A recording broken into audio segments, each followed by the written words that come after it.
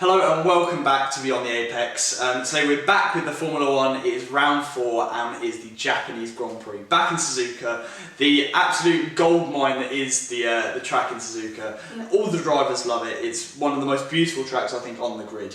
And it actually gave a relatively good race. It did. I mean, I did watch it, so... You stayed up for it, you woke up for this one. Yeah, I did, yeah. I don't know why, but yeah, Yeah.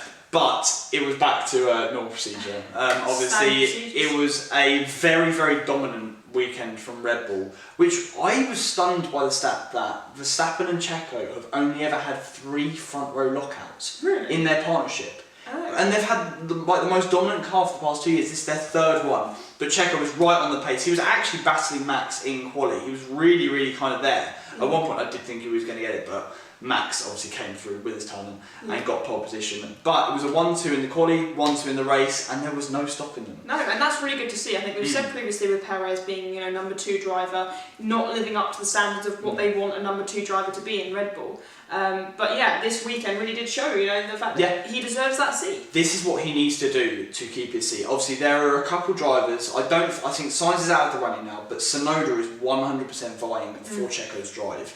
And he needs to start getting these results because Yuki is performing like a god. We'll go back into it later on. But he is absolutely nailing it. However, Checo is as well. So it's going to be a tight decision for who gets that drive. And apparently the decision's going to be made in the next month. Oh, really? So they're both kind of outperforming each other to try and get there. But yeah, fantastic weekend for Red Bull. There's nothing much else you can say. 20 seconds in front of the rest of the pack. So we go on to Merck, complete opposite. It was an awful weekend for Merck. Their race pace in the first stint was just horrific. I think because obviously in the race there was a first lap red flag, then it stood with Ricciardo and Albon, and the Mercs decided, because they had 2 sets of new hard tyres, and the Mercs decided to both go on the hard tyres and get those out of the way because they were their most kind of the worst tyres for them, and it just hindered them throughout the entire race. They just fell back and back and back. Towards the end of the race, they were actually starting to compete with kind of the McLarens and the Astons, but if they hadn't had that first stint, they could have been much further up. Yeah, I was going to say, that's not where they wanted to be. Absolutely not. You said they're looking at the 4th fastest car. It's not where Mercedes need to be. Mercedes, we've seen them so much, like, the fastest team, they've for years they've dominated like Red Bull have now.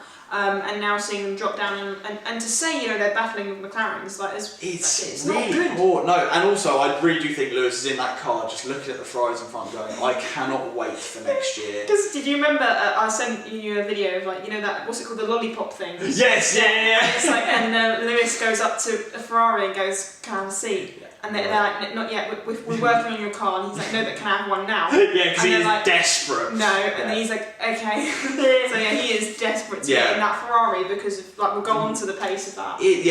Obviously the Ferraris were just easily 2nd fastest car this weekend.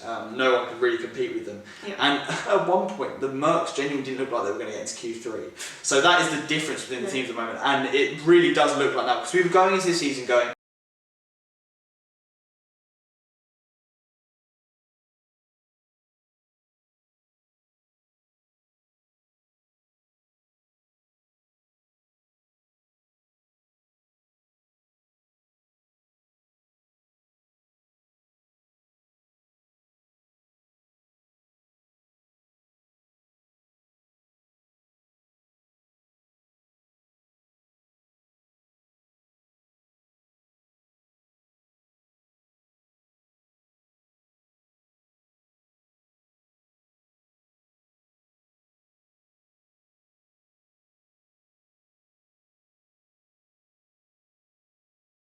the race for quite a while. It was quite emotional when he was leading lap 17 because obviously this was his tribute to Jules this race, who was number 17. Obviously it wasn't the best of results for him. He probably would have wanted to be on the podium. Came P4 in the end, but with his poor quali, I think that's a good result. It's great. I mean, we're talking about consistency the whole time with Formula E anyway. Consistently they are the second fastest cars. They're P3 and P4. Absolutely. They can't do any better because literally just Red Bull. So what they're doing is they are putting themselves in such a good position that then when they come in with the upgrades. Absolutely. I think this is what they need to be doing right now. Fred, needs to be getting this consistency, as you said, in P3, P4, to build a foundation off of. That is what they're doing right now. And I really think, because with the McLarens, it's inconsistent. We could be third fastest car, we could be fifth fastest car in comparison to the Aston and the Mercs. Whereas Ferrari just consistently there, and that is what they need to be doing. Absolutely. But going on to McLaren, what a quality from Lando, putting it P3 on the grid. Unfortunately, their race pace just wasn't there. Yeah, no, but he maintained P5. He absolutely did, which I think is, out of everything, that probably was the best scenario. Yes. If they had got because we were very aggressive on the strategy for some reason. We were only running about 10 laps on the mediums and then did an almighty kind of 30 lap stint at the end on the mediums, which didn't really make sense. I think if we'd gone a bit more conservative, we could have possibly had a chance at that P4. However, I think take P5. Unfortunately, Piastri just wasn't on the pace this weekend.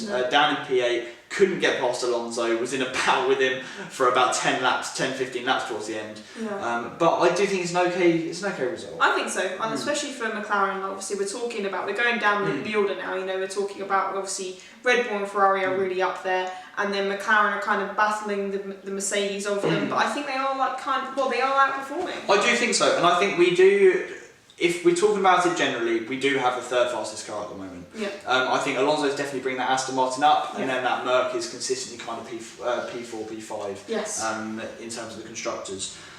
So I think for Japan, it was a good race weekend. Yeah, absolutely. And we'll go on to Aston Martin. They were probably the fifth fastest car, but Alonso just managed to bring that car up beautifully into P6. Yeah, absolutely. He defended like a lion as he normally does, and it was a great drive. Yeah, absolutely. And obviously a big thing to talk about is him signing a new contract. I did not expect that, because the day before there was rumours that Red Bull had offered him a contract, giving him 2 weeks to make a decision, and Alonso was actually siding with Aston Martin because he doesn't want to face Verstappen. He doesn't want to do it. And this year, Alonso's come out and said this new deal is the longest contract he's ever signed in his career.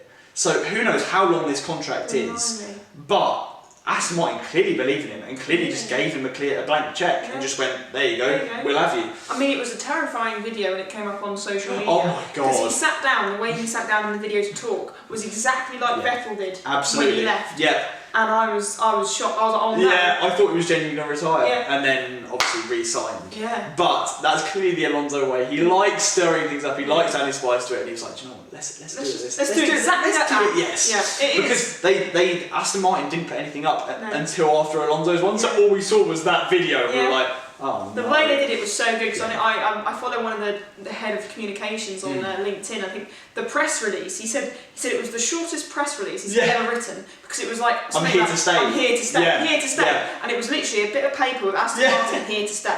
And it was well done to the team for doing it. Done. It was very and also, Alonso's social media team is just on another level. Yeah. I don't know, I think it may be Jimmy. So Jimmy is Aston Martin's videographer. Yeah. Incredible at his job. Absolutely amazing. I mean, Aston Martin's content is on another level. Yeah, it is. I don't know whether, I think it is Jimmy that also manages Fernando's, but he just nails it every time. And it's funny. Absolutely. But Stroll, very poor quality, out in Q1, not the pace he should be having. And just didn't have the pace to get into the points. He was battling Tsunoda for a lot of the race, but he did have a very funny voice message where he came over the I won't remember to put it in, but he kind of came over the radio and said, I'm in a different category, but had the craziest voice crack halfway through, it was, he just didn't really have the pace, and it just summed up his race. Yeah, fair enough. Going on to Alpine then. I mean, just a poor standard. I think we've said this pretty much all the races we've had so far, all 3 races we've had so far. Just poor pace. I mean, Ocon got into Q2 again, but Jen again just fell back in the race. And there was nothing there. No. Zero pace, back markers, and they say they're improving, but I really don't believe it. Don't see it. No, absolutely. And I mean, apparently, I think I was looking at their quality results from 2023. They were faster in 2023 than they are now. And yet they're slower in race pace. I don't know what they're doing in Enso, but it's clearly not working. Clearly they need to switch it up. Fast. But kind of moving on to another team that isn't doing well, Williams. obviously. I mean, we've said a lot about this, haven't we? Because coming from Australia with the chassis problems, they only had one chassis. Obviously, Albon binned it and then got given Logan's car. Logan couldn't race for a weekend. There was so much drama. And then what's hilarious is that Logan got Alex's damaged strategy in this race. So he got the fixed one, and then Albon just got the new strategy, the chassis, which I didn't make sense either. No. The team is. I don't know what's going on there. Really, that's just It seemed like such a stable boat in 2023 with James Vowles at the helm, and it just seems to have all gone wrong. I think he tried to push the team too much in what they wanted to achieve, and he wasn't kind of steady with it. He just tried to go bam, let's get all the upgrades in, let's just try and push the pace as much as we can, and it hasn't worked. The risk factor as well of only taking one chassis. I just think I don't know. I can get where they're coming from. Like you're saying, James Vowles is really trying to push the team in that direction, but at the same time, that's going to hinder the fact that if you've been one of the cars, that's it. Yeah. And I'm not being funny. They need both cars to get points. Absolutely. Or even be running in the race anyway. They just need that kind of that because obviously Logan had a crash in practice. Obviously, luckily, didn't damage the chassis. Otherwise, it would have been just Albon and Albon crashed. But there are so many doubts in the future. There have been rumours out now that apparently Ocon's vying for the Williams seat. I think that would be really positive to get two experienced drivers in. But as you said, they are just. It's like a burning house at the moment, and James Vowles is trying to put out every room at once, and that doesn't work. You need to take it strategically. I think he was doing so well. You know, he was keeping everything at bay, and then one little area where there's a massive fire, he's not able to kind of control, and that is the chassis problem. I think. But moving on to the racing balls. Yuki Tsunoda, take a bow at his home race, gets P10. Unbelievable drive. He was overtaking drivers on the outside of corners that he shouldn't be overtaking with at all. And he's just doing amazingly right now, and he's setting himself up perfectly for that Red Bull seat if there are doubts with Checo. Yeah, absolutely. I mean, I don't think he could do any more. You know, he's putting himself. He outdid Ricciardo. By a mile in qualifying. And then obviously in the race, Ricciardo had crashed. Yes, obviously. But as you were saying, it was just. He's doing great. He's doing great. He's putting himself up there, and I don't know how Red Bull could turn around and say no, to be honest. Because I think they're going to lose him if not. I think they're going to lose him to a team like Aston Martin, who obviously have Honda coming in 2026. Honda are going to want a Japanese driver, and Yuki Tsunoda is the perfect driver right now. Yeah, absolutely. I think it's definitely on the cards, and Red Bull have got to make a decision. I think, like you said, in the next few months or weeks. And I do think that right decision is Tsunoda for the future. If Max is certain that he's going to leave in 2028, they need a driver that's going to step up, and that driver may well be Yuki Tsunoda. Absolutely. No, I agree. But moving on to the Salvers, I mean, they finally didn't have a 40-second pit stop, but there was no pace at all. No, so it didn't really help. They could just have a 40-second one anyway. They're 40 seconds off on the pace,